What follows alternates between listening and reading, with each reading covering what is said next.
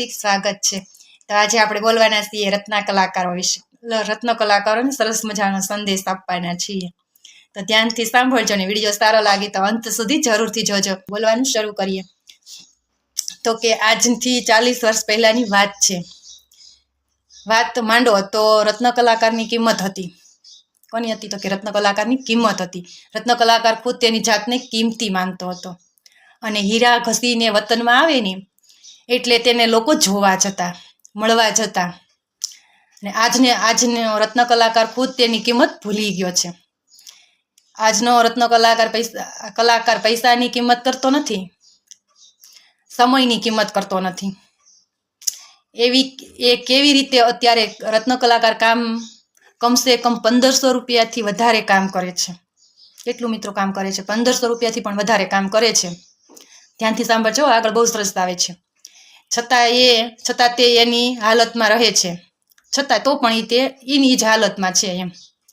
પહેલાંની વાત કરીએ અને અત્યારની વાત કરીએ ને તો પણ એ અત્યારે પહેલાં ઓછું કમાતો હતો અને એની હાલત એવી હતી, અને અત્યારે છે ને એ વધારે કમાય છે ને તો પણ ત્યાર જેવી જ અત્યારે હાલત છે। તો છતાંય એની એ જ હાલતમાં રહે છે। અવળા રવાળે ચડી જાય, રૂપિયાનો ધુમાડો બોલાવી દે છે। એ કેવી રીતે? રવિવારની રજાના દિવસે છૂટા પડે એટલે આખી ઘરની ફેમિલી બાઇક લઈ ફરવા જાય છે। બાઇકમાં પેટ્રોલ મફત આવતું નથી, બાઇક ના હોય તો રિક્ષામાં જાય છે। રિક્ષાવાળો મફત લઈ જતો નથી। ફરવા જાય ત્યાં ચા, નાસ્તા, માવા, મસાલા સાંજ પડે એટલે મોટી લોજમાં જમવા જવાનું। પાઉંભાજી ખાવા જાય છે, મસાલા ઢોસા ખાવા જાય છે। આવી રીતે રવિવારના દિવસે 15 દિવસ ઘર ખર્ચ ચાલે તેટલું રવિવારના દિવસે ખર્ચ કરી નાખે છે। બીજા ઘણી જાતના અવળા ધંધા ખર્ચા કરે છે, જેવા કે કિંમતી કપડાં, કિંમતી બૂટ, ઘડિયાળ, કિંમતી મોબાઈલ, રોજ 100 રૂપિયા બેલેન્સ પણ વાપરી નાખે છે। કિંમતી મેમરીઓ નખાવે છે, ખરાબ ફિલ્મો મોબાઈલમાં નખાવે છે। ઘરે તેમની પત્ની મોબાઈલમાં ખરાબ ફિલ્મો બતાવીને અવળા રવાળે ચડાવી દે છે। યાદ રાખજો, તમારા કર્મ તમારે જ ભોગવવા પડશે।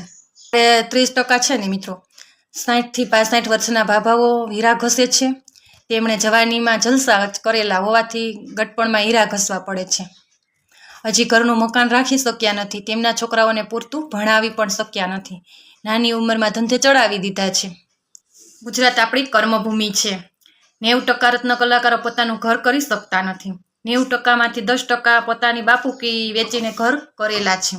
અત્યારે ગુજરાત બહારના લોકો છે ને એ 60% ઘરના ઘર કરીને બેસી ગયા છે। આપણું ગુજરાત હોવા છતાં પણ આપણું નથી રહ્યું, આપણું કરી નથી શક્યા। તેમનું કારણ છે કે ખોટા ખર્ચા, વ્યસન, ફેશન અને મોબાઈલ, નાસ્તા આ આપણા દુશ્મન છે। અત્યારે સમય સારો ચાલી રહ્યો છે, અત્યારે કમાવાનો દસકો ચાલી રહ્યો છે। અત્યારે તમે નહીં કમાશો તો ક્યારે પછી કમાશો? તો અત્યારે નહીં કમાશો તો પછી ક્યારે કમાશો? સાર્વજનિક રત્ન કલાકારોને એક ગરીબ રત્ન કલાકારોનો સંદેશ છે।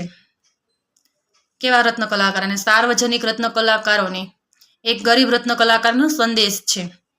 ખોટા ખર્ચાનો ત્યાગ કરો, સાદાઈથી જીવન જીવો। અત્યારે તમે 800 રૂપિયાની જોડી કપડાં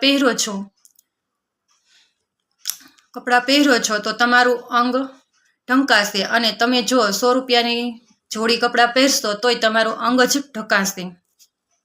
તો 800 રૂપિયાની જોડી શા માટે પહેરવી જોઈએ? તમે 500 રૂપિયાના બૂટ ખરીદીને પહેરો છો તો તમે 150 રૂપિયાના ચંપલ પહેરશો તોય એ તમારા પગ જ ઢંકાશે। તો 500 રૂપિયાના બૂટ શા માટે ખરીદવા પડે? હંમેશા સસ્તા કપડાં પહેરો, સસ્તી ઘડિયાળ પહેરો, સસ્તા ચંપલ પહેરો। અત્યારે બચત કરશો તેટલી જ બચત તમારા ગટપણમાં કામ લાગશે। જો અત્યારે તમે મોજશોખ કરશો તો પાછળથી તમારા છોકરા મોજશોખ કરવાના જ છે।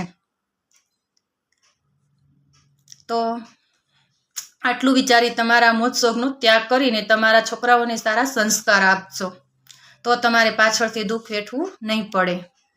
સારું મિત્રો, તમને અમારો વિડીયો કેવો લાગ્યો જરૂરથી કમેન્ટ કરજો. ફરી મળીશું આપણે નેક્સ્ટ વિડીયોમાં. ત્યાં સુધી આવજો. જય શ્રી કૃષ્ણ, જય સીતારામ, જય રામદેવ પીર.